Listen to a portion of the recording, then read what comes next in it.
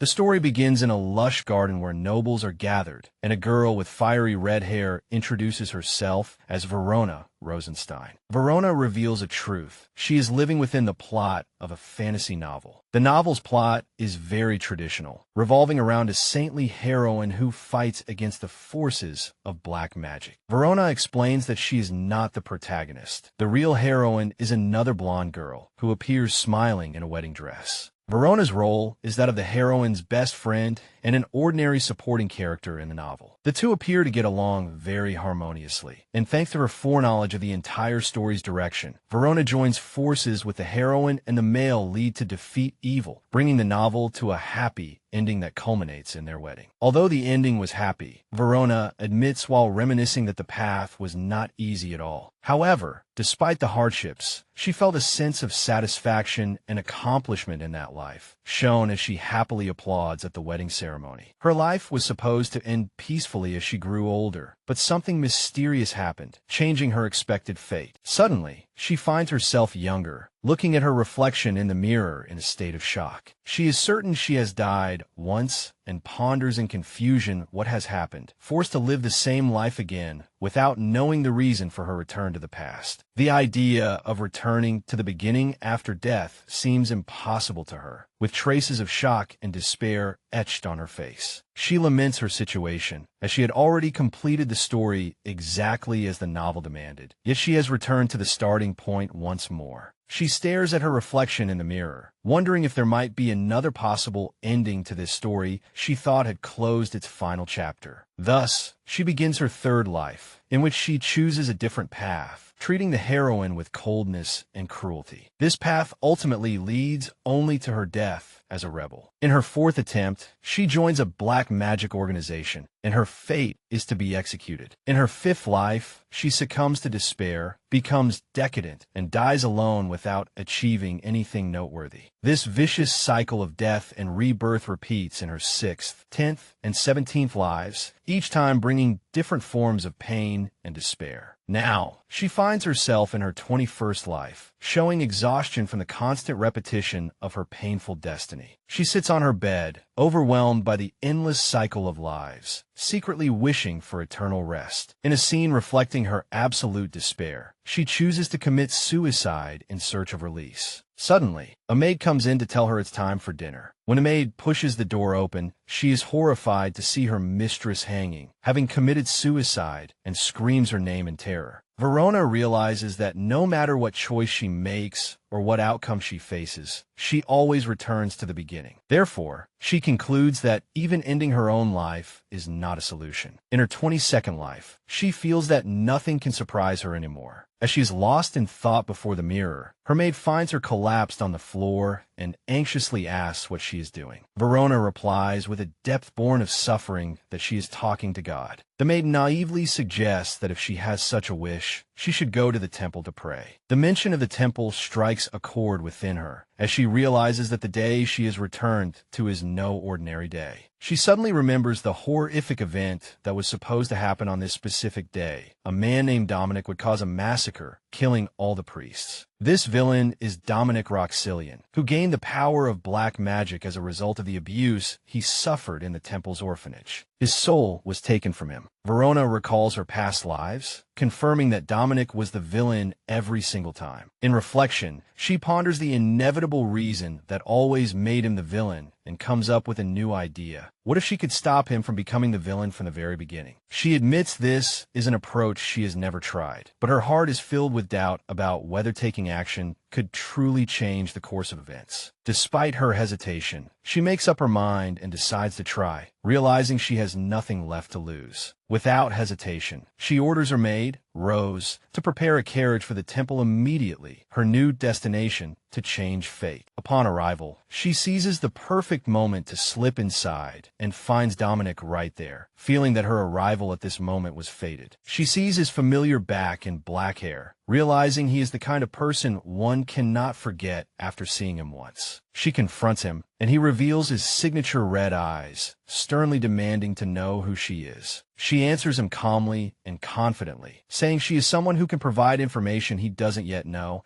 and points out that although she knew him before, this is the first time they have met in this way. He looks at her with a suspicious gaze, wondering why he should believe her words. But she is not affected by his cold reaction. Instead, she comments that his response is entirely expected. She knows she holds a secret that only he knows, and if she uses the ring as proof, she can at least pique his interest. Indeed, she seems confident in her ability to capture his attention. As they stand in the temple hall, she calls him by his name directly and reveals to him that she knows his secret, which greatly surprises him. In an angry reaction, he grabs her tightly and pulls her close, demanding she reveal the secret she spoke of. He then increases the pressure, bringing his face close to hers and commanding her in a threatening tone to tell him everything immediately. Despite the tense situation, she remains calm and smiles, commenting on his lack of patience. Then she drops the bombshell, revealing his biggest secret to him. He is of royal blood. Deminik listens to her with mockery and disdain, refusing to believe such a claim, while Verona thinks it's fine to slightly twist the facts to achieve her goal. When he tries to refute her words, saying his mother was a commoner and asking if she claims to be a prophet, she tells him that she has seen the future. To prove her sincerity, she asks about the sapphire ring he possesses, which leaves him deeply shaken. He wonders in astonishment how she knew about the ring, and she in turn asks if he believes her a little more now. She then explains to him that the ring he inherited from his mother is not just a memento, but something only a princess is allowed to possess. She reveals the full truth. His mother was Princess Olivia, who married Duke Roxillian. Deminik's heart is shaken by this truth, and he remembers the Emperor once saying he would not abandon his own bloodline, painfully wondering why the Emperor abandoned him. His pain turns into a furious rage, and he shouts, wanting to know why the Emperor ruined his life in this way. Verona interrupts and corrects him, explaining that the Emperor did not know of his existence at first. She reveals that the person who orchestrated the conspiracy deceived the Emperor, making him believe things that were not true.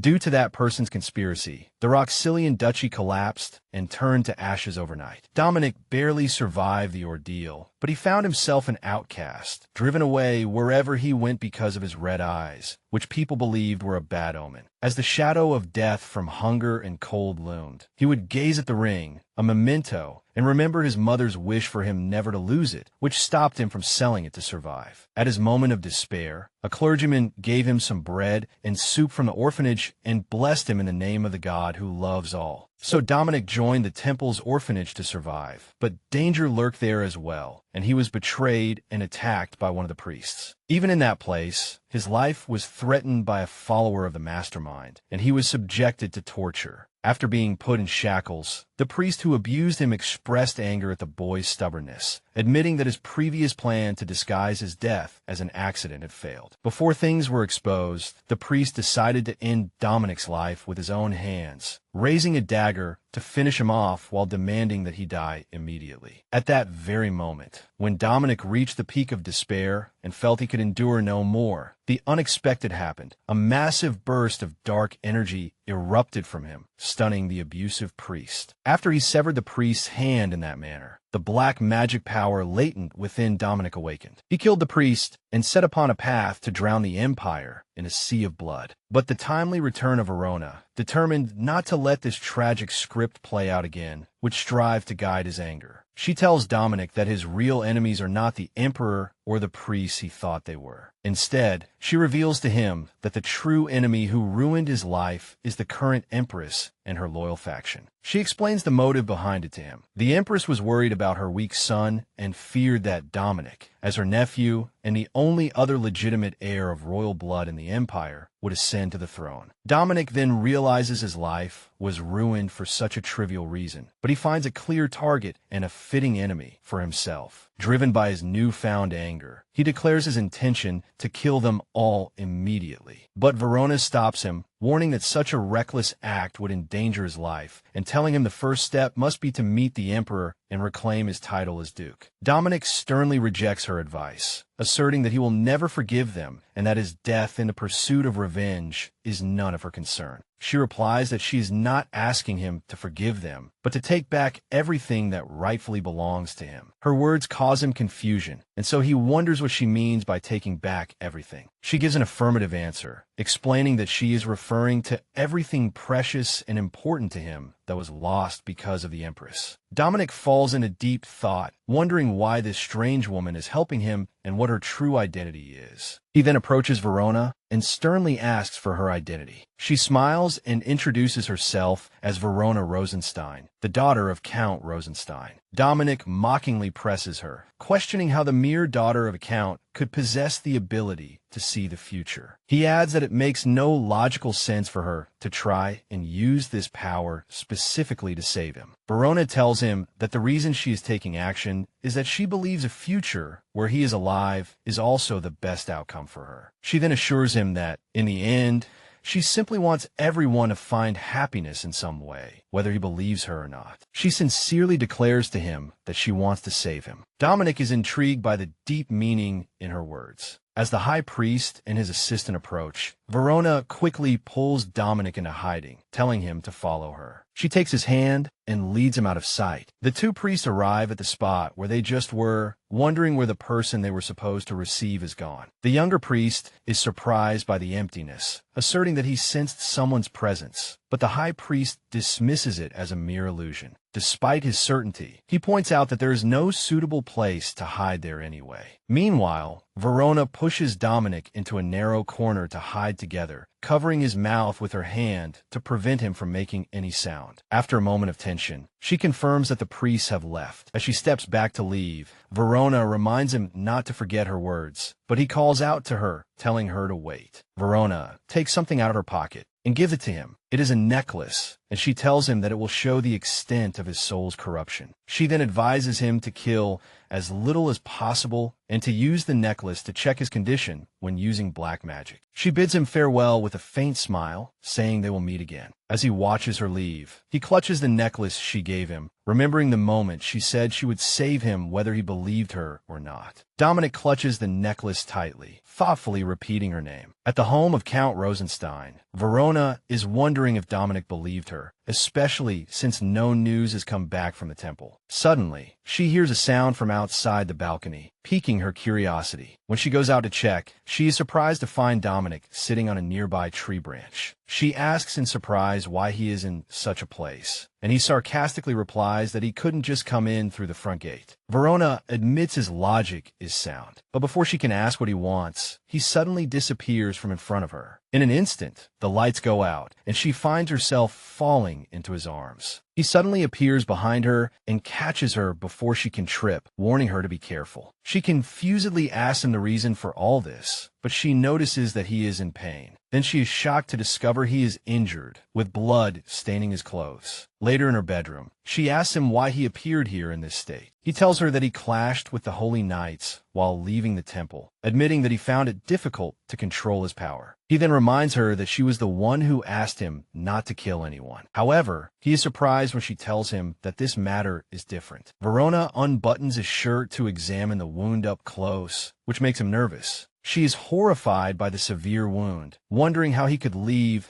such an injury untreated. But he assures her that as long as the bleeding is properly stopped, the wound will heal quickly. When she exposes his back, Verona is shocked to see the deep scars left from the priest's torture, as she realizes his suffering is far more severe than she had imagined. Deminik comments coldly and mockingly, wondering if she should at least pretend to be a little embarrassed. She replies that she is not the one who should be embarrassed, as he is the one who is half naked. But he praises her for her strength and for not flinching. Her tone becomes sympathetic as she expresses the degree of pain he must have felt and wonders why he went to the trouble of coming here so badly injured. Deminik warns her not to misunderstand, asserting that he did not come for her. She asks in confusion why he came then, and he tells her he has a request he wants her to fulfill. Verona is surprised by the idea of a request, but he assures her is not a difficult matter. He then simply asks to be allowed to stay by her side. Surprise leaves Verona confused, and she asks why he specifically wants to stay here. He explains to her that he currently has nowhere else to go. He then takes her hand, reminding her that she had asked him not to kill people and not to use black magic, and that he has carried out her request. So his request is to be seen as a simple return favor. He adds in a cunning tone that if she wants to help him achieve the best future, she must take responsibility for it. Verona looks at him suspiciously, wondering about his true intentions, and warily repeats his name. But he replies mockingly, asking if she thinks he would harm her. Verona denies this, trying to calm herself from her confusion. She then thinks that having him stay here could be advantageous for her, as having him under her nose would make it easier to monitor him. Despite her worries about his plans, she sees it as an opportunity. She reluctantly agrees to let him stay for a short time, telling him to do as he pleases and that since she promised to help him, she will take on this responsibility. When he asks her destination, she tells him she's going back to finish the book he interrupted. Deminik comments that she is the first person he has ever met who would rather leave him alone to go read a book. Verona replies that there's a first time for everything, but he suddenly approaches her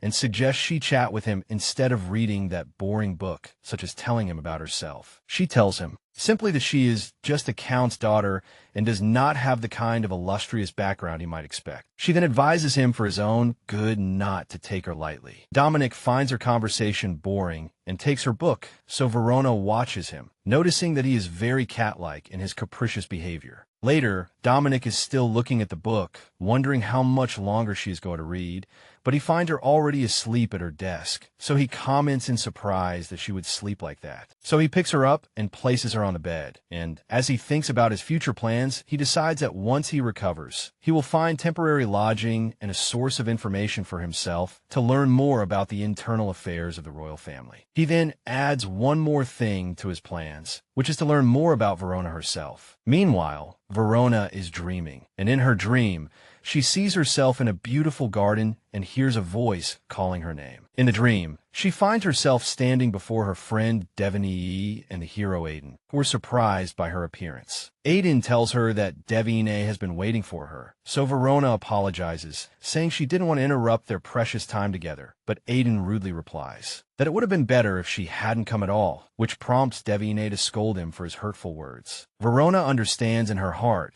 that interfering with their destiny was a bad choice, because she knows this choice might hurt them and possibly even make them hate her. As long as they can be happy in the end, she is willing to accept everything. Deminik takes her hand and asks if this is the choice she made for her sake. She tells her that as long as her friend Verona remains happy, she will understand everything. Deminik confirms to her in the dream that no matter what choice Verona makes, their eternal friendship will not change. Verona smiles upon hearing this, realizing how wonderful her friend Deminik is. But a sudden voice startles her awake from the dream, and she finds Deminik above her, asking who the name she kept calling in her sleep was. Verona wakes up to find him by her bed. When she confusedly asks how she got here when she remembers reading a book, he tells her that he carried her to bed after she was overcome by sleepiness. He then asks again about the identity of Deminik, whom she was murmuring about in her dream. At that moment, Verona remembers the truth of Deminik's fate. The reason he became a complete villain was precisely his entanglement with the story's heroes. He had developed an obsession with the heroine, Deminik. Therefore, she realizes she absolutely must not talk about Deminik in front of him. She tries to evade his question, claiming it was just a friend he doesn't need to know, but he points out that her crying for her in her sleep means she was more than just a friend. Verona gets angry at his persistence, wondering why he was staring at her face while she slept without permission. Just then, the maid's voice interrupts them, asking if her mistress is awake. The maid, Rose, stands before the door and calls for her mistress again, wondering why there is no response, even though it is time to get up. Anxiety begins to creep up on her, and she wonders if something is wrong, threatening to open the door if there is no response. Verona shouts for her not to open the door, while Deminik is holding her hand to stop her. Verona holds his hand and assures him not to worry. She then promises him that she will never betray him. Outside the door, Rose's anxiety increases, and fearing that her mistress has met with misfortune, she screams her name and rushes to open the door. But Verona is lying in bed and tells Rose she is not feeling well. Rose offers to help and get medicine, but Verona politely declines, saying she will feel better after some rest. As Rose is about to leave, she notices the balcony door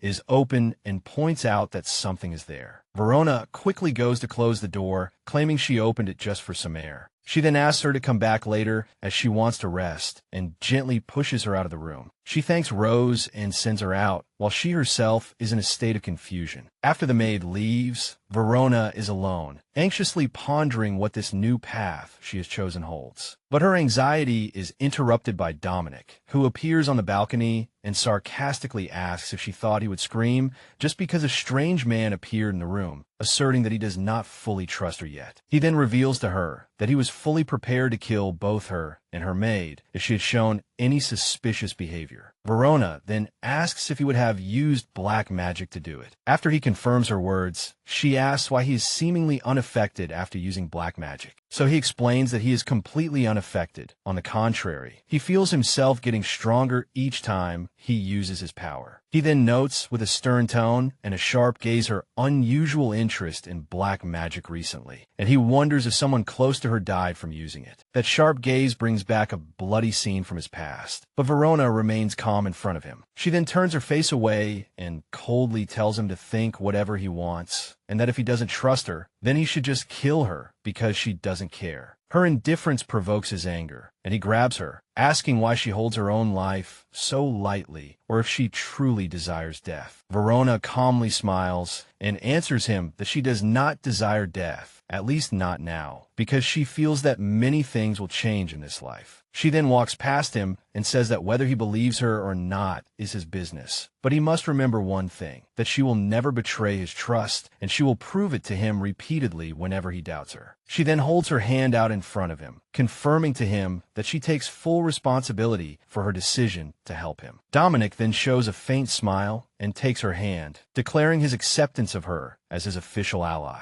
To celebrate this alliance, Verona decides to offer him valuable information. So she tells him that a genius knight will soon appear and become a shackle that obstructs his path. Deminik dismisses the matter, wondering if it's just one knight, but she warns him that this opponent is not as simple as he thinks. She explains that although he is currently just a knight apprentice, he possesses immense potential talent. Because of this, he will pose an annoying opponent even for him, and she advises that it would be best for him to avoid meeting him. So Deminik tells her he will consider her warning. As he turns to leave, she asks his destination, and he, cloaked, replies that he is going for a walk. As he walks among the crowd, disguised in his cloak, Verona's words and her vow not to betray him echo in his mind. He thinks she is truly a strange woman, as she does not tremble in the face of threats, but boldly says what she wants to say. He wonders if this is the reason he is fascinated by her, or if he truly desires her. But the strangest thing to him is her indifference to life, which confuses him greatly. Suddenly, her voice rings clearly in his mind, saying, "I desire death," which shocks him and makes him call out her name. He tries to convince himself that what he heard was just an auditory hallucination, but another mysterious voice whispers to him that he knows nothing. Deminik looks around, shocked and confused, pondering the truth of what just happened. He then turns his head to look at her mansion, contemplating the secrets she is hiding from him. A few days later, Verona returns to find Deminik in the mansion. She receives him, noting that he goes out for a walk every day. Deminik replies that he is preparing to reclaim the duchy she mentioned before, which makes Verona doubt his seriousness. As he turns to leave, the words he heard in his mind, "I desire death," echo in Deminik's mind again. He coldly asks Verona what else he can do and tells her he will be back in the evening. He then departs in a flash of black magic, leaving Verona to wonder what he does outside all day. But she quickly dismisses the thought,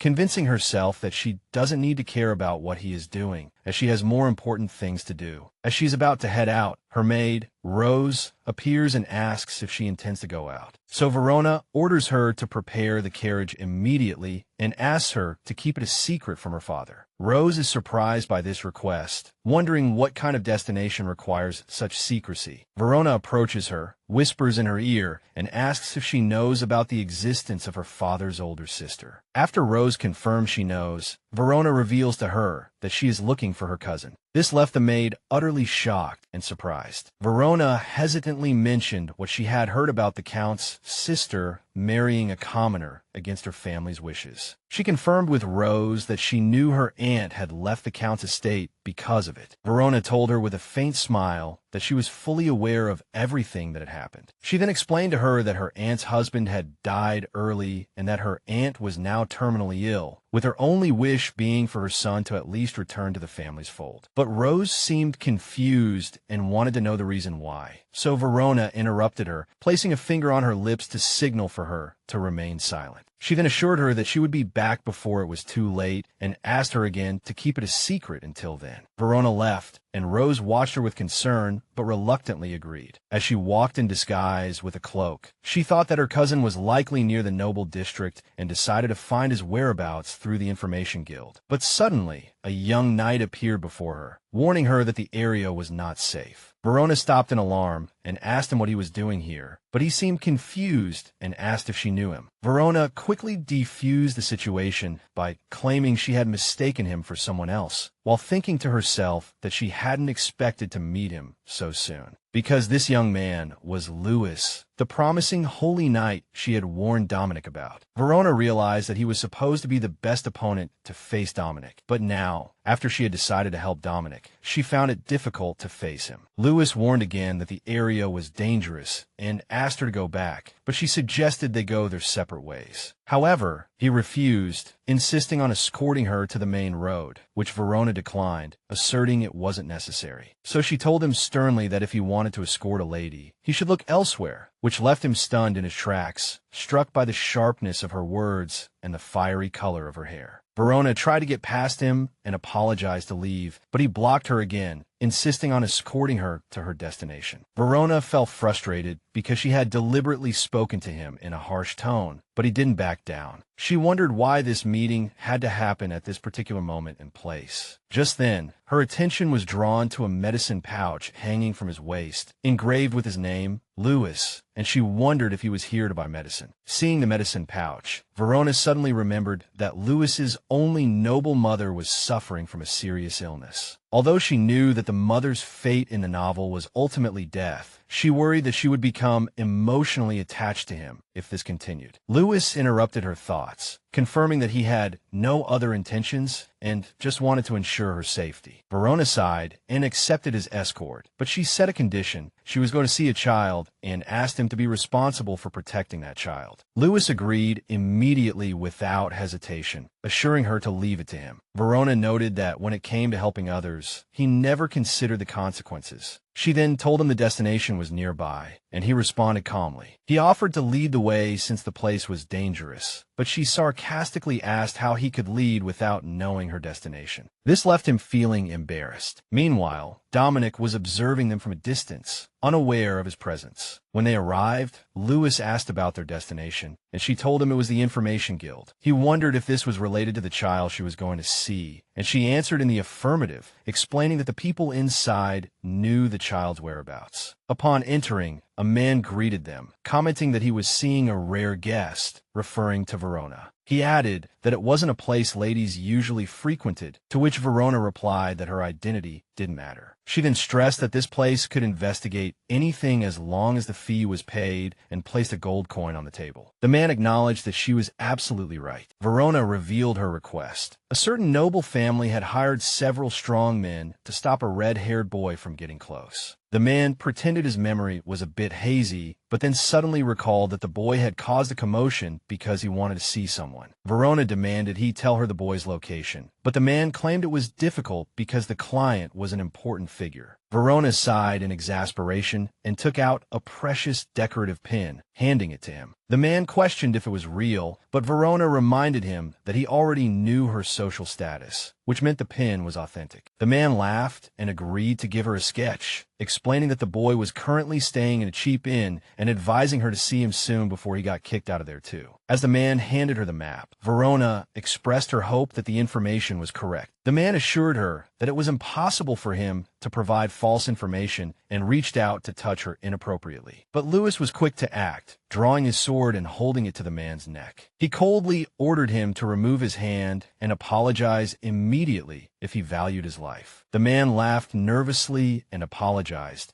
commenting that she had a very loyal companion, while Louis glared at him sternly. Verona intervened, placing a hand on his shoulder and telling him the man wasn't worth the trouble and that they should leave. Louis replied, hiding a blush, that he understood. As they were leaving, he asked if she was really okay with what had just happened. She told him it was annoying, but she was fine. However, Lewis insisted that she should have made him apologize properly. Lewis deduced from her words that she was also here to help the poor boy and asked if this boy was the child she had asked him to protect. After Verona confirmed his deduction, Lewis announced that he wanted to accompany her as well. A friendly smile appeared on Verona's face as she invited him to follow her to the carriage, to which he responded with visible shyness, agreeing to her request. But Lewis suddenly stopped, which piqued her curiosity. She asked him why he had stopped, but he quickly dismissed a strange feeling that had washed over him, thinking it was just his imagination. Verona told him not to scare her like that, and they continued on their way. Deminik watched them from the shadows, his presence unnoticed by them. He resentfully pondered the meaning of Verona's actions and why she hadn't even noticed his presence. Then he realized that the knight by her side was the highly talented holy knight she had mentioned. He painfully recalled her warning that this knight would be a troublesome opponent even for him, and that it would be best if he didn't meet him. His confusion grew as he wondered why she was allowed to see him, but he was not. A feeling of resentment filled his heart as he watched them walk together. He then admitted to himself that he disliked this knight, perhaps because he was a knight of the temple, and his dark energy began to swirl around him. Meanwhile, in the carriage, Lewis was watching Verona. Her red hair looked like a burning flame to him. Verona noticed his intense gaze and asked if something was wrong. He awkwardly looked away, claiming it was nothing, and then asked about their destination. She smiled and told him they were heading to a checkpoint, asking him to use the name of God to smooth their way. Upon arriving, she told Lewis that a kind person like him probably didn't need to be told such things, but when she called him by his name,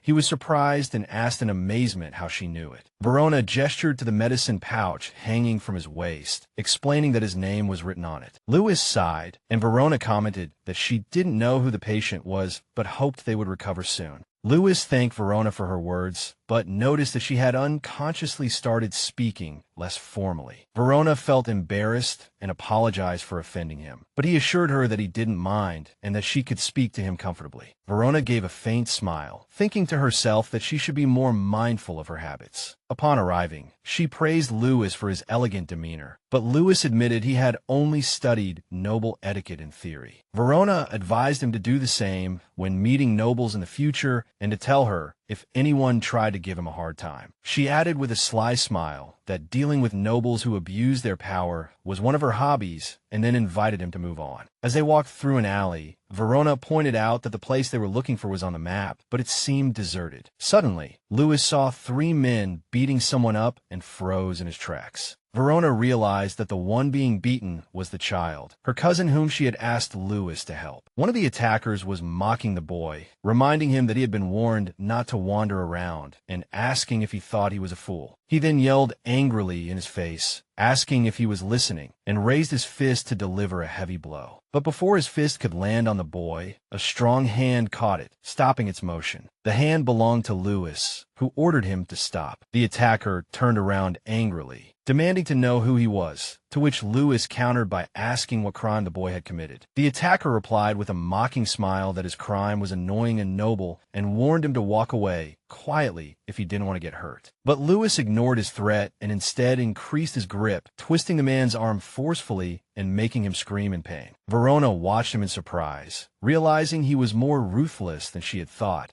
and it seemed to her that he possessed enough power to face the entire Imperial Knight Order alone. At that moment, a disturbing thought crossed her mind. If she allowed Lewis to meet Deminik, they would likely fight until one of them was dead. So she closed her eyes anxiously, assuring herself that she must never let them meet. Although she had warned Deminik, things had now become more complicated. She then wondered to herself what Deminik was doing at that moment. Just then, the attacker loudly threatened Lewis, asking if he thought he could get away with this. But Lewis calmly replied that it didn't matter, as those who commit wrongs must take responsibility for them. He warned the man whose arm he had twisted not to try something like this again. The 2 men could do nothing but swear to make him pay before fleeing. Verona approached Lewis and praised him, saying that as expected, he could become a full-fledged knight at any time. But he reminded her that he remembered asking her to stay back. She replied that it was her turn now and walked toward the frightened boy.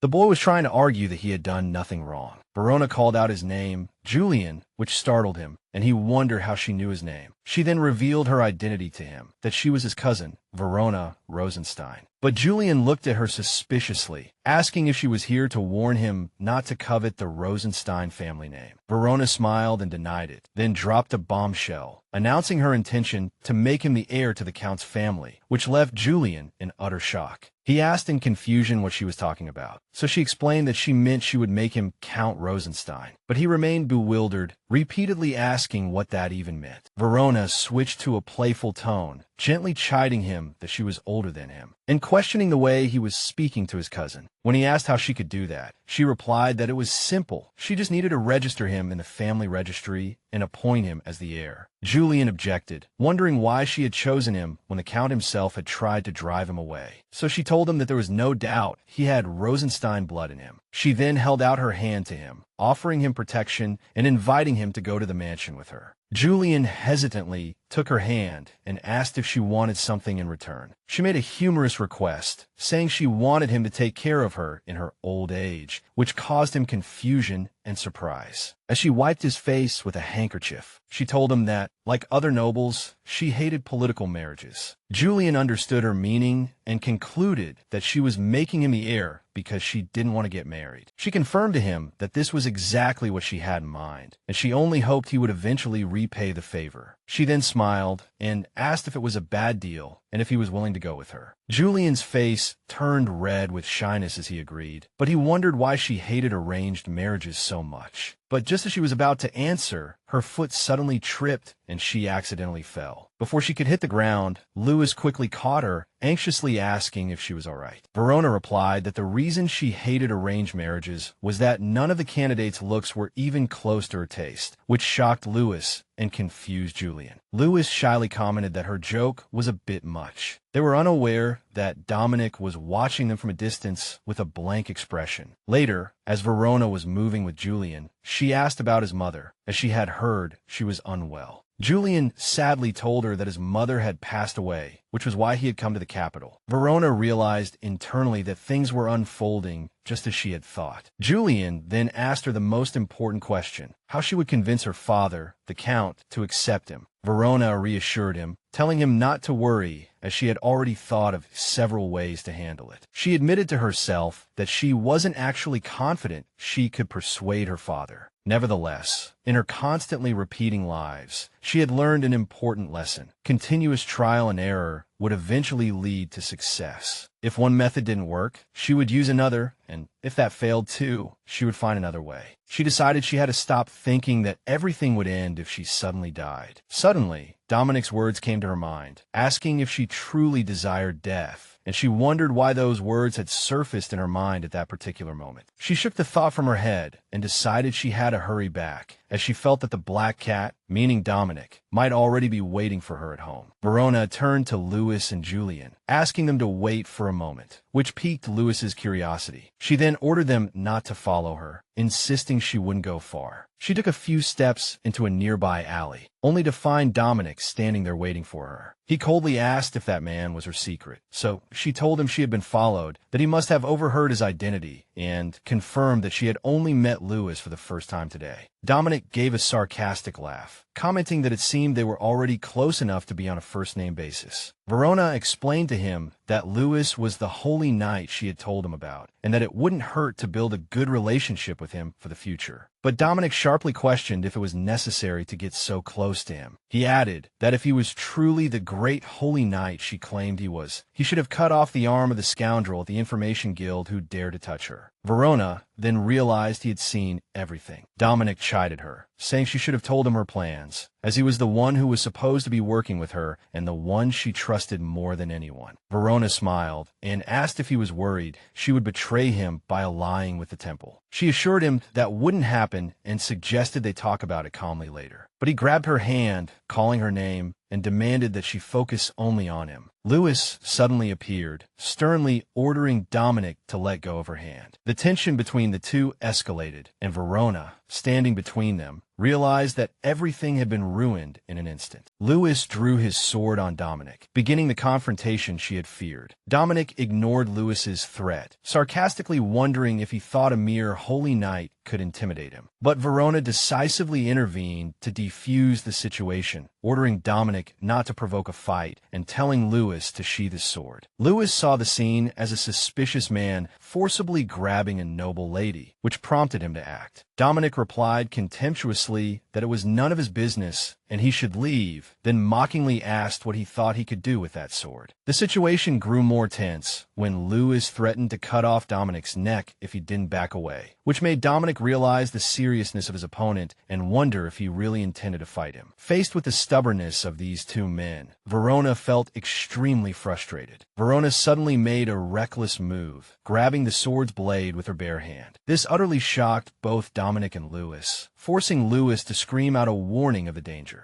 She then scolded them, explaining that she took this action because they were fighting without listening to her, and she wanted to show them who would truly get hurt if they continued their conflict. Lewis realized his mistake and immediately apologized, admitting that he had forgotten his duty in that moment. Verona announced she was returning to the mansion, but Deminik sharply asked if she would continue to prioritize that boy. To the end, Verona denied it, insisting she had urgent work to do, as her priority at that moment was to separate them, and she would explain things to Deminik later. She then added that he also had things to take care of and suggested they talk after they had both handled their business. Deminik didn't believe her words and let out a sarcastic laugh, expressing his displeasure. As they boarded the carriage, Lewis asked Verona if that man was an acquaintance of hers. She replied that he was, but he wasn't that important. Lewis advised her to keep her distance from him, admitting he had a bad feeling about him. Verona smiled and thanked him for his concern. She thought to herself that if Lewis were a bit more flexible, she could convince him that Deminik wasn't as bad as he thought. But she realized that in all her lives, Lewis had always prioritized justice above all else. Her doubts were confirmed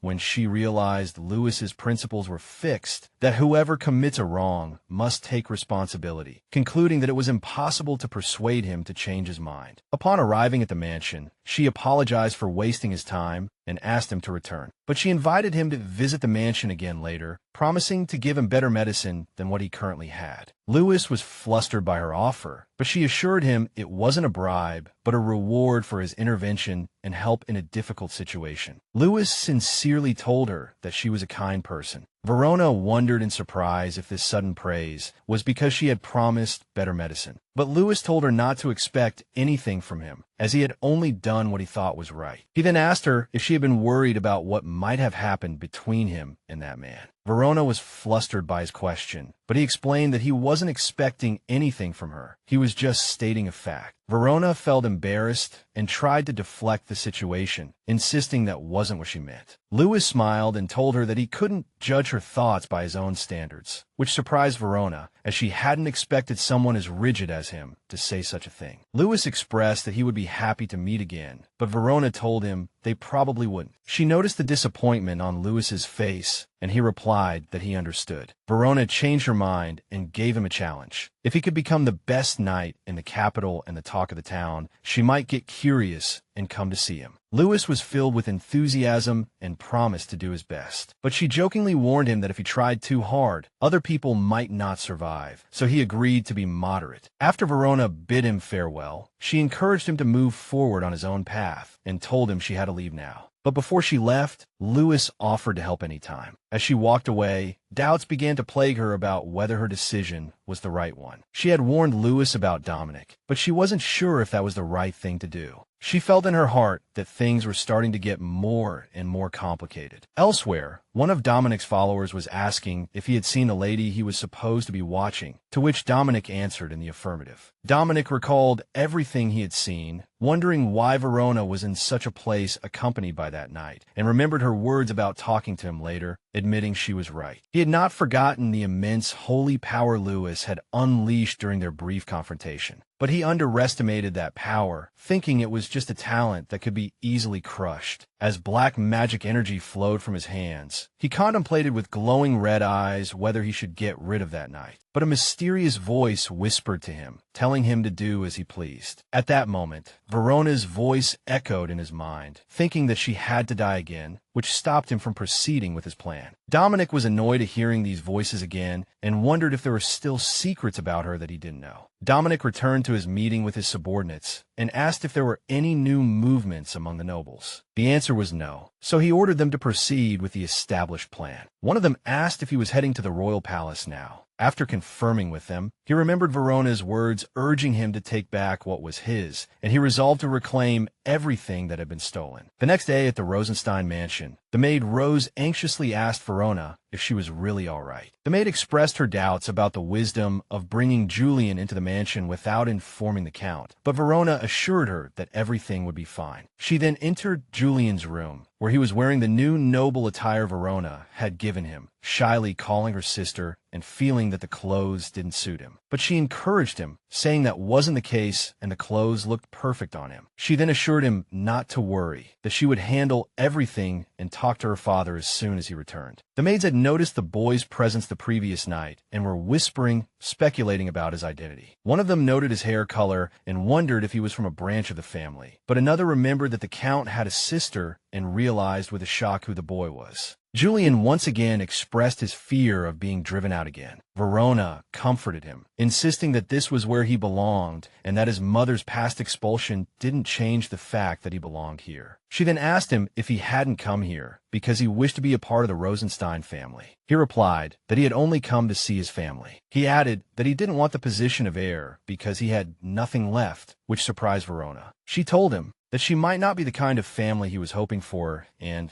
that it would be difficult to change her father's mind, but she assured him she would do everything she could. She revealed to him that from the moment she decided to take him with her, she had already resolved to protect and care for him. Julian was moved by her words and decided to trust her, even though he wasn't sure if he deserved it. Verona replied that it didn't matter right now and that she didn't intend to burden him or place high expectations on him. But he still felt anxious, admitting he knew nothing and worrying that his actions would lead to the family's collapse. Verona smiled and decided that her first step would be to find him a tutor to teach him etiquette and manners. Verona told Julian that she would explain the things he didn't understand one by one, starting with her first piece of advice, not to trust people easily. Julian naively asked if that meant it was right to only trust her. She told him he shouldn't trust her either, which surprised him, and explained that this was the nature of noble families. However, she then backtracked and told him he could trust her a little. His naivety seemed to her like a chick that had lost its mother. She then told him to go back to his room to rest and promised to get a doctor for him right away, which he happily agreed to. As Verona was about to leave, her maid, Rose, suddenly hugged her, which surprised her. Rose apologized to Verona, admitting that she had been treating her like a child all this time, but now she had grown up into a fine young woman. Rose added that it was her good fortune to serve her, but Verona assured her that she could treat her like a child whenever she wanted and insisted that she trusted no one but her. Just then, an angry voice interrupted them, demanding to know what was happening. Verona realized her father had returned and decided to go greet him, while Rose wished her well. On the way, she met her father's assistant, Roderick, who was waiting for her and addressed her respectfully. Verona told Roderick that the Count looked very angry and asked where they had been. She told him she would not reveal his secret, insisting that she trusted him. He approached her and whispered in her ear, asking her to promise to keep this secret from the Count. He then revealed to her that His Majesty the Emperor had urgently summoned the high-ranking nobles this morning. The reason was a report received about the return of his missing nephew, who had inherited the title of Duke of Roxillion. Verona realized with a shock that Deminik had done it. Roderick confirmed to her that His Majesty had personally verified that the person was indeed his nephew, and the Count seemed very confused, especially at a time when the Crown Prince was trying to consolidate his position. Verona thought this confusion was logical. Her father supported the Crown Prince, and she wondered what kind of conversation had taken place between Deminik and the Emperor and how he had reclaimed his title overnight, even though she was the one who had incited him to do so. She remembered what Deminik had said when she asked to talk later, realizing he also had a mission to accomplish. Roderick asked her the reason for her presence. She told him she had come to talk to her father about a specific matter. He allowed her to enter, while she thought that although she was curious about the details, she couldn't let Deminik get ahead of her. As she went in, she noticed Roderick casting a sharp glance at her from behind. Her father was sitting in his office, looking exhausted, and told her to talk to him later. But she approached him and told him there was something important she wanted to discuss. He listened as she announced that she had chosen an heir for the family, which made him stand up from his seat in surprise, wondering if she had finally chosen a husband. Verona denied it, then asked if he knew of the existence of a child named Julian, which struck him deeply. He loudly demanded to know if she was referring to that child, and she confirmed that she meant Julian Rosenstein. She then dropped the bombshell, announcing her plan to make that child the heir to the Count's family. Her father, confused, asked how she knew Julian, and she told him she had met him by chance the day before, felt he looked a lot like her, and her intuition had proven correct. She added that some men were attacking him. Her father, shocked, asked for the reason he was being attacked. Verona cleverly hinted that it might have been her father who ordered the attack on Julian. This made him nervous. He denied it, explaining that he had only ordered him to be expelled from the noble residential area and refused to acknowledge him as a member of the family, considering him the son of someone who had betrayed the family. Verona calmly reminded him that his sister was no longer among the living. She told him this anger was futile and that Julian was a talented child who would surely become a worthy heir if taught properly. She then urged him to seize this opportunity to become a wise Count himself. Her father seemed lost in thought, but he admitted it was too late now and that the matter was impossible. Verona was not entirely unaware of her father's feelings. She recalled the story of her aunt eloping with a commoner knight and how it had been repeatedly told, damaging the family's reputation. But she believed he had no right to say so, as he was the one who had betrayed her mother. While her father was squandering money on his mistress, her mother was desperately trying to save the collapsing family finances, and in the end, her mother died of a heart attack. As for her father, he lost everything after that, not only his health, but also the family status, and even his mistress ran away. Verona spoke to her father again, asserting that she cared just as much about the family's future and could not allow it to fall into unworthy hands, and that the heir must be someone who at least showed him respect. The Count finally yielded to her words, ordering a room to be prepared for the boy and explaining that the matter of officially registering him in the family registry could be decided later. But Verona was not satisfied with this and asked him again what he intended to do about the attack on Julian, once again implying it was not his order. He admitted it was a mistake to have Roderick hire people, but downplayed the incident, thinking it didn't matter as long as the boy wasn't seriously injured, and asked her to learn when to keep quiet and look the other way. Verona realized her father's judgment could not be trusted, especially with the real suspect, Roderick, right beside them. Although his words were vague, she took it as a tacit approval of Julian's status as a family member for now. With the urgent matter settled, she decided she had to see Deminik as soon as possible. When she came out, Roderick was waiting for her and asked if her conversation had ended well. She answered briefly, but he told her that their voices could be heard from outside. He then revealed that he had heard about her meeting with the boy, Julian. He feigned curiosity, claiming he had never seen him before, but she realized his pretense of innocence was pointless. She had known the full story after her mother's death. Roderick was hired to rebuild the family, but in reality, he harbored ambitions to take over the entire estate. He planned to forge the will after her father's death and force her to marry him. For this reason, she loathed him. If he had only wanted the title, she wouldn't have hated him so much, but now she couldn't ignore his slimy gaze. Verona turned away from him, telling him her father would probably want to talk to him soon. But he approached her in a disturbing manner, saying he wanted to hear it from her directly, claiming their relationship was close enough for that. But a servant suddenly interrupted them, calling for the assistant and informing him that the Count had summoned him. Roderick was surprised by the Count's summons, thinking there wasn't supposed to be any work that day. But the servant insisted the matter was urgent, so Roderick agreed to go at once. After he left, Verona thanked the servant who had informed him, but she paused, stating she didn't know his identity. The servant answered her calmly, then revealed his face, which was none other than Deminik's, and asked if she recognized him. Verona felt a jolt of shock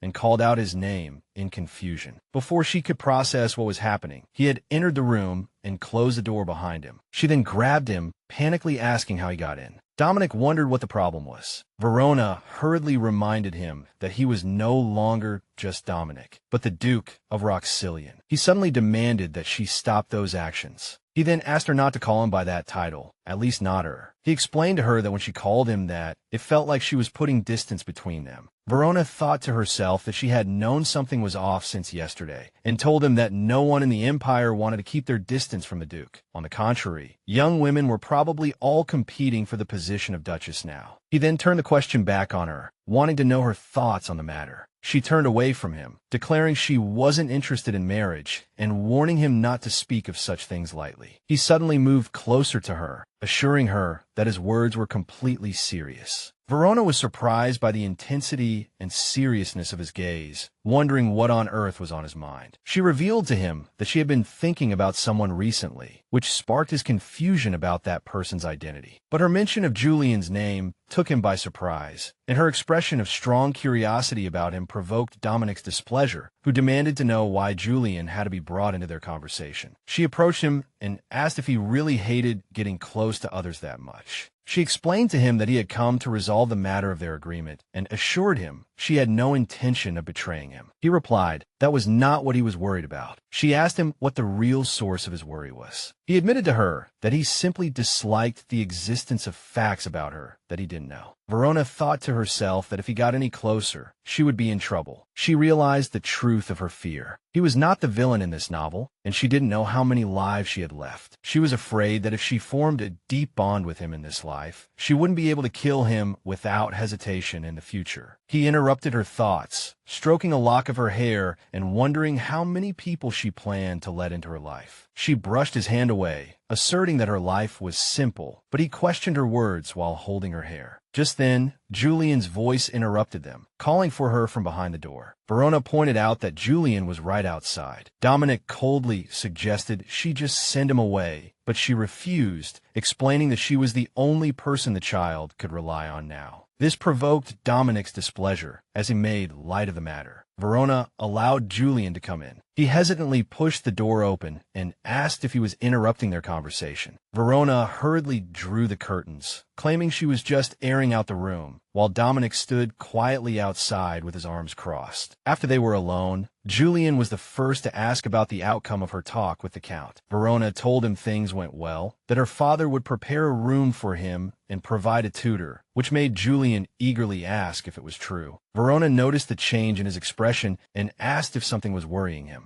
Julian confessed his fears, wondering if he could really manage a Count's household, especially since he had lived his whole life as a commoner and was worried about making a grave mistake at major events like the royal ball. Verona tried to put him at ease with a joke, assuring him it wasn't worth worrying so much about, as many adult nobles also made mistakes, then seriously asked if he didn't want to be the heir. Julian immediately denied it, asserting that he wanted to confirm all his rights, not just for himself but also for his mother. He then explained that his real worry was that he didn't want to take her place as the rightful heir, while Deminik observed their conversation from a distance. Verona smiled and affectionately patted his head to reassure him, explaining that if she had wanted the title, she would have gone for it long ago. Julian was moved by her words and enthusiastically promised he would work hard to become a great count. He added that he would make sure no one could marry her. His last promise flustered her, so she stammered in her reply, while Deminik continued to watch the situation closely. Verona turned to the window where Deminik was standing and asked how long he planned to stay there, which caused Julian to ask in confusion if something was wrong with her. Verona denied that anything was wrong. Julian apologized for his sudden intrusion and told her he was leaving now. As Julian left the room, Verona waved goodbye to him. Deminik approached her, commenting that she should make Julian stronger, as he was useless to her in his current state,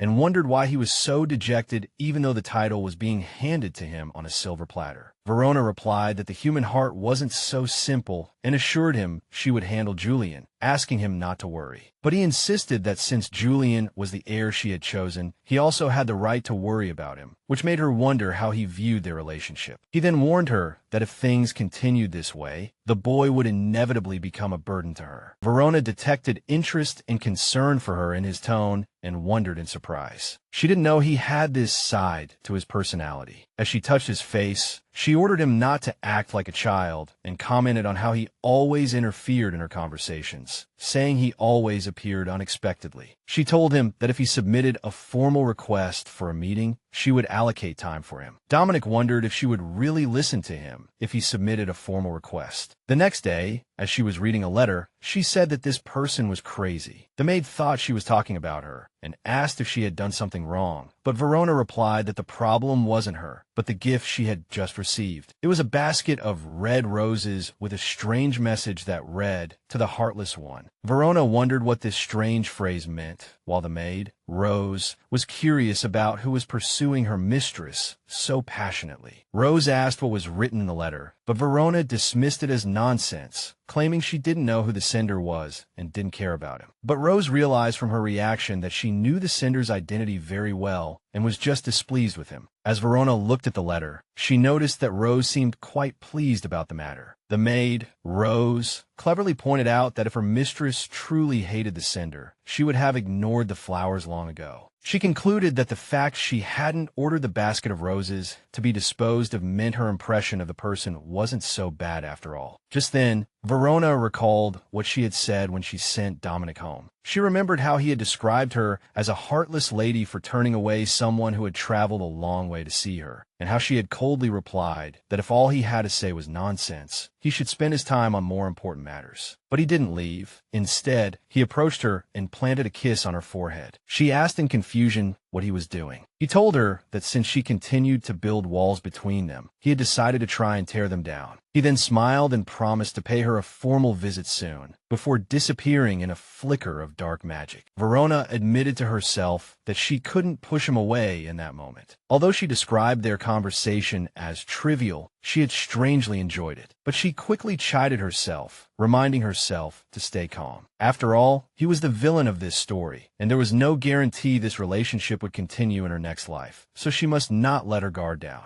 A week later, Julian asked her if he should tell that person to stop sending more gifts. His sudden question flustered her. She asked how he knew about it, and tried to cover her embarrassment with a slight cough. They were interrupted by the maid, Rose, who came in carrying a tray. Verona commented that Rose and Julian had become quite close over the past week. Verona told Julian not to worry about her and to focus on his food and growing up first. Julian objected, saying he wasn't a child anymore. Verona encouraged him, saying he would surely grow up soon, and praised him because, despite his education having started only a few days ago, he was already beginning to act like a true nobleman. Julian was happy to hear this and enthusiastically told her that the assistant, Roderick, had promised to provide a fencing instructor. The mention of Roderick's name worried Verona, and she inwardly questioned his true intentions and plans. She asked Julian if he remembered the first lesson she had taught him. He replied that it was to trust no one but her. She corrected him, insisting that he be especially wary of the assistant, as he was the one who had hurt him before, which shocked Julian, as he hadn't known this. She advised him that now that he knew the truth, he must be careful from now on. Then Verona looked out at the garden, thinking that her guest was late. Meanwhile, the story's heroine, who had been avoiding meeting Deminik out of fear, was waiting in her palace. She was Devine Celia, the second daughter of Marquis Celia, and she was worried because Verona hadn't contacted her for several days, so she decided to find out the details when they met today.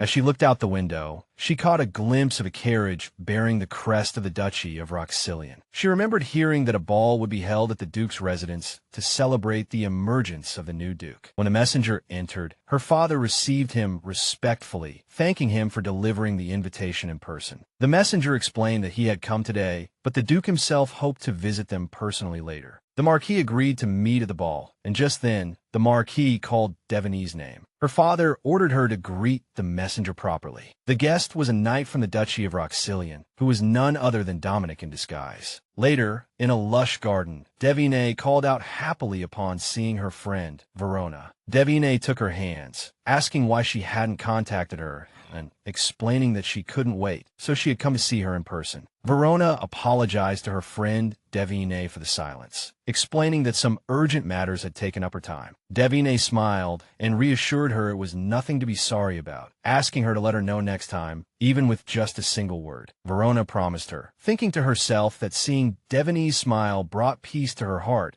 and remembering that this was what drove Deminik to become a villain in the original novel out of a desire to possess her. As she recalled that fact, she was certain that her attempt to prevent Deminik and Deminik from meeting was the right thing to do. Verona commented that Deminik was a bit late and asked if something had happened. Deminik told her that a knight from the Duke of Roxillian's residence had visited them, which surprised Verona. Deminik explained that he had come to deliver a ball invitation and added with admiration that he was so handsome she had even thought he was the Duke himself, which prompted Verona to anxiously ask about his appearance. Deminik described his appearance, saying he had black hair and a pair of unforgettable, sharp red eyes. Verona muttered to herself in shock, black hair and red eyes. Realizing the truth, Verona grabbed her friend and eagerly asked if she had already met him. Deminik gave an affirmative answer in her confusion and asked if something was wrong, while Verona's face was etched with extreme anxiety. In that moment, she was certain that the knight was Deminik himself and realized that his meeting with Deminik would only bring trouble. She hesitantly asked Deminik if anything special had happened between them. She replied that they had only had a brief conversation. To Verona's astonishment, Deminik surprised her by saying the conversation was about her. Deminik explained that when she told him she was her friend, he had asked her about her, especially since he was on his way to the Rosenstein County that evening. Verona asked if that was all, wondering why he hadn't asked anything about Deminik herself. Deminik confirmed they hadn't even made direct eye contact, which made Verona force a relieved smile, commenting that it seemed logical. Verona knew that in the original novel, Deminik became interested in Deminik again after her divine mark appeared, but she also realized that even before that, Deminik was not without interest in him. Her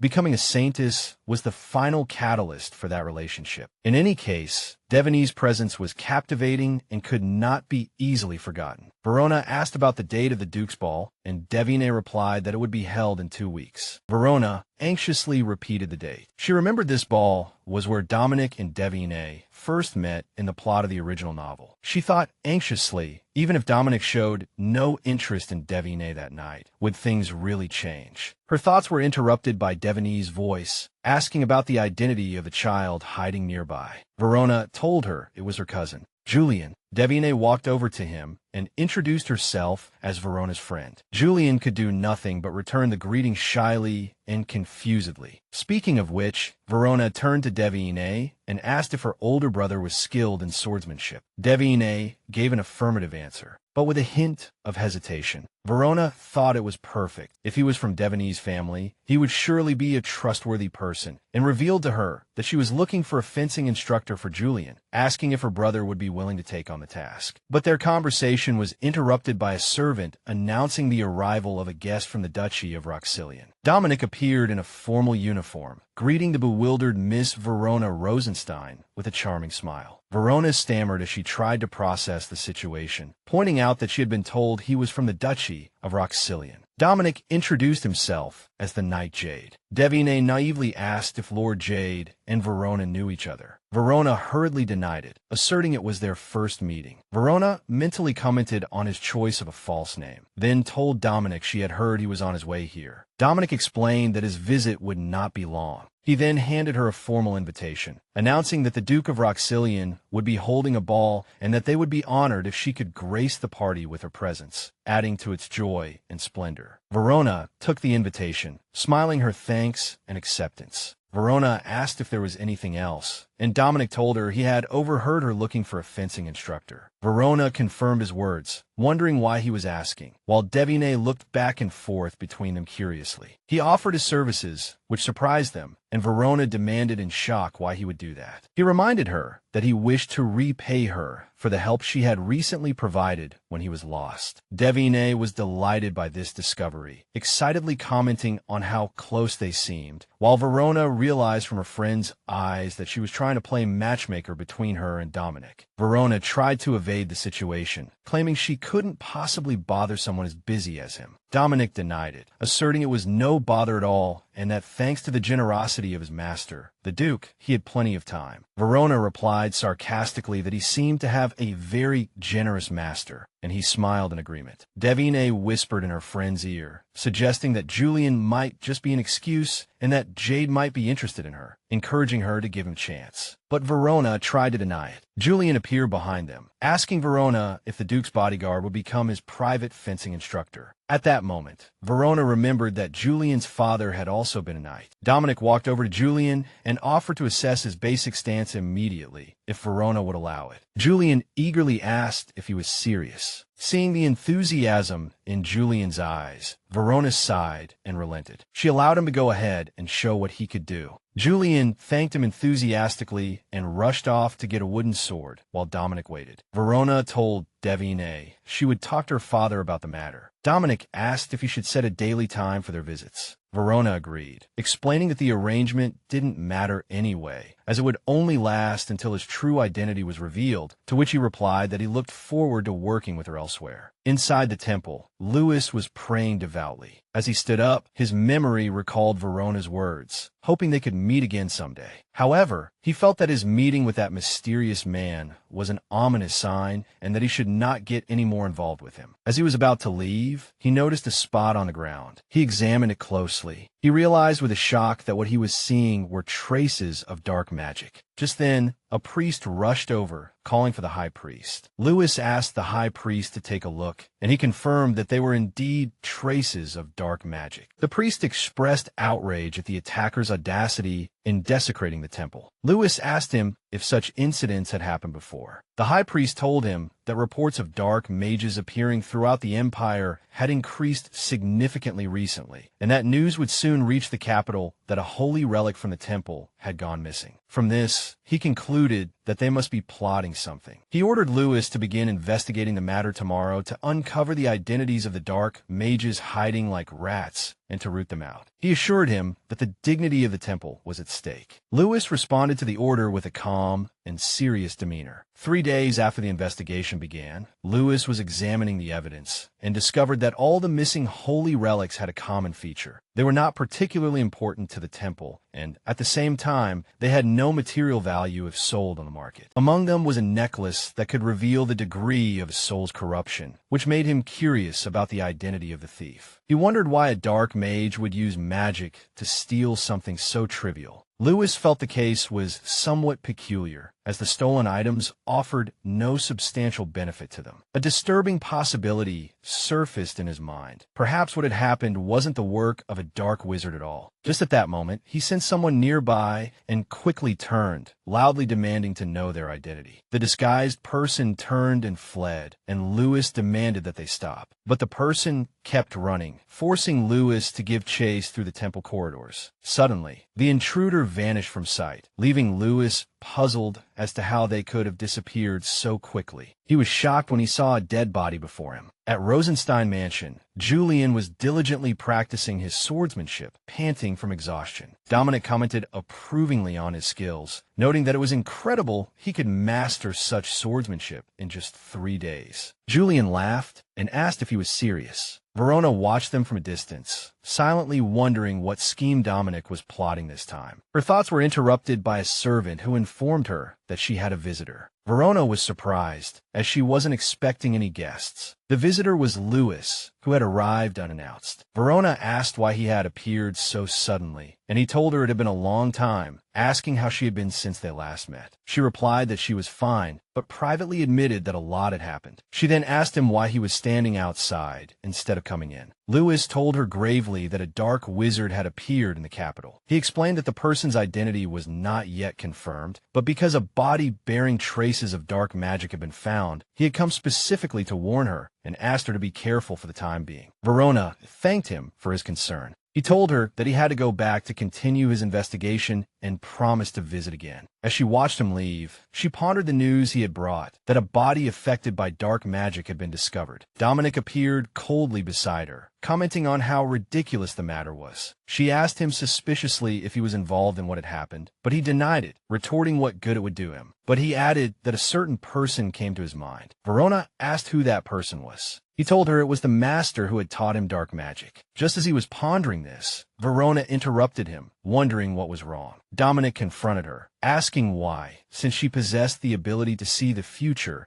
she was feigning ignorance about the recent events. She was taken aback, her face filled with confusion. Verona frantically tried to defend herself, explaining that her ability was limited and she couldn't see the full future, or else she would have become a saintess by now. She then tried to change the subject, reminding him that Julian was waiting for her and they should hurry back, before turning to leave, leaving him lost in thought. The scene then shifts to Duke Roxilian's palace, where Deminik sat alone, his mind filled with thoughts of Verona. He found it very strange that she wouldn't know something so simple. He recalled how she had known about the ring he inherited from his mother, which added to his confusion and made him wonder why she was hiding the truth about her abilities. Meanwhile, a woman in the image of Verona appeared before him. Deminik commented sarcastically that despite being just a hallucination, she looked like a real person. Deminik asked the woman what she wanted this time, and the woman warned him that he would regret his actions. But Deminik ignored her warning, expressing indignation at her riddle-filled words and demanding she speak in a way he could understand. The woman then sharply questioned why he was seeking death. Deminik told her he didn't understand what she meant, but she retorted by asking what was stopping him from doing so. In an instant, Deminik found himself in a strange place, seeing another version of himself standing before him. He found himself talking to Verona about misusing the power bestowed upon him to get what he wanted. He wondered in shock if that was really him. He realized he was seeing a hallucination, but before he could react, the doppelganger had already moved. Deminik suspected he had entered some kind of imagination. He tried to convince himself that everything he was seeing was just a hallucination, but at the same time, he felt a strange yet familiar sensation. This mysterious hallucination continued for several days. In that imagination, he found himself developing a great interest in Verona. He chased after her melancholic blue eyes, repeatedly trying to get her attention. On one occasion, he told her he wanted to make her completely his, but she coldly replied that it was a goal he could never achieve in his lifetime. She gave a faint smile, asserting that there must be some impossible things in this world. He longed for a woman he could not have, marveling at her confident words and fearless gaze. Until one day, he realized his feelings for her were actually the same. He wondered if he was connected to the version of himself in the hallucination, the nature of the relationship that bound them, and whether that version represented his future. But he soon wondered, if it wasn't his future, could it be his past? Then he saw another scene, where he was facing an exhausted-looking Verona. He asked her if she was going to give up so easily. She replied that she was tired, and he wondered in shock what she was doing. She told him clearly that she was trying to run away. Then she grabbed his sword and stabbed herself, asking him to wait for her in the next life, and saying that she would not lose so easily then. Deminik screamed her name in agony and fear. He then woke up from the hallucination, gasping for air, wondering if what had happened was real. He recalled her last words and laughed sarcastically, commenting on how absurd the idea was, that a life could start over. Just then, a terrifying thought occurred to him. What if what Verona saw wasn't the future, but a past that had already happened? What if she was the one living the same life over and over again from the beginning?